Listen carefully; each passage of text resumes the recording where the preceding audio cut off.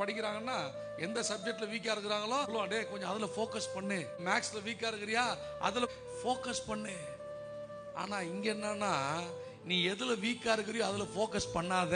உலக பாடம் வேற, வேத பாடம் வேற. இந்த காரியத்துல நீ வீக்கா இருக்கிறியோ அதுல ஃபோக்கஸ் பண்ணாத. பலனுள்ளவர் மேல ஃபோக்கஸ் பண்ணு. இந்த பலவீனம் மாறிவிடும். எதுல குறைவு இருக்கோ அதுல ஃபோக்கஸ் பண்ணாத.